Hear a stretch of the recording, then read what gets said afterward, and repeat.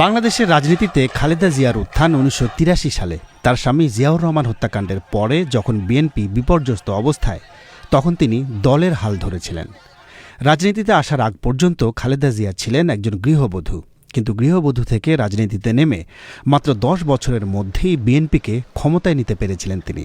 হয়েছিলেন বাংলাদেশের ইতিহাসের প্রথম নারী প্রধানমন্ত্রী।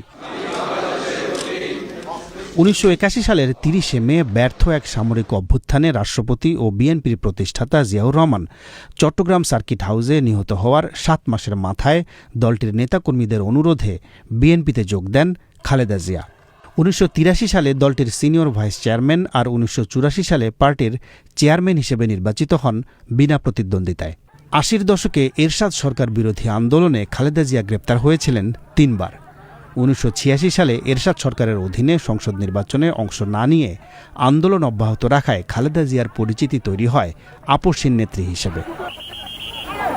১৯৯১ সালের ফেব্রুয়ারি মাসে যে নির্বাচন হয় তাতে জয়ী হয়ে ক্ষমতায় আসে বিএনপি।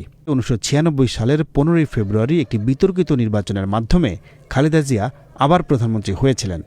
তবে এই সংসদে তত্ত্বাবধায়ক সরকার ব্যবস্থা চালু করে নির্বাচন পরিচালনার জন্য সেই সরকারের কাছে ক্ষমতা হস্তান্তর করেন খালেদা জিয়া। এরপর ১৯৯৬ সালের নির্বাচনে তার দল পরাজিত হলে তিনি সংসদে বিরোধী দলীয় নেতার আসনে বসেছিলেন।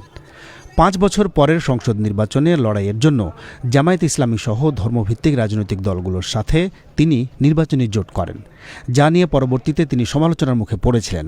তবে সেই নির্বাচনে ২/৩ আসনে জয়ী হয়ে আবারও প্রধানমন্ত্রী হয়েছিলেন খালেদা জিয়া। সব মিলিয়ে খালেদা জিয়া প্রধানমন্ত্রী হয়েছিলেন ৩ বার। ২০০৭ সালে 1-11 নামে পরিচিত সেনা সমর্থিত তত্ত্বাবধায়ক সরকার গঠিত হলে অন্য অনেক রাজনৈতিক দল ও নেতার মতোই খালেদা জিয়া ও তার দল বিএনপিও ব্যাপক চাপের মুখে পড়ে। সে সময় খালেদা জিয়া কারাগারে ছিলেন ১ বছরেরও বেশি সময়। ২০০৮ সালের নির্বাচনে পরাজয়ের পর থেকে টানা ১ যুগেরও বেশি সময় ক্ষমতার বাইরে ছিলেন খালেদা জিয়া। ২০১৮ সালে জিয়া অরফানেজ ট্রাস্ট ও জিয়া চ্যারিটেবল ট্রাস্ট দুর্নীতি মামলায় তিনি দোষী সাব্যস্ত হন। তাঁকে ১০ বছরের কারাদণ্ড দেয়া হয়। তবে ২ বছরের বেশি সময় জেলে থাকার পর অসুস্থতার কারণে আওয়ামী লীগ সরকারের নির্বাহী আদেশে বিভিন্ন শর্তে মুক্তি পেয়েছিলেন তিনি। ৫ই অগাস্ট পরবর্তী সময়ে বাংলাদেশে সক্রিয় রাজনৈতিক দলগুলোর মধ্যে আন্দোলনের ভূমিকা নিয়ে মতপার্থক্য দেখা গেলেও খালেদা জিয়াকে আন্দোলনে যুক্ত সব পক্ষই সম্মানের চোখে দেখেছে।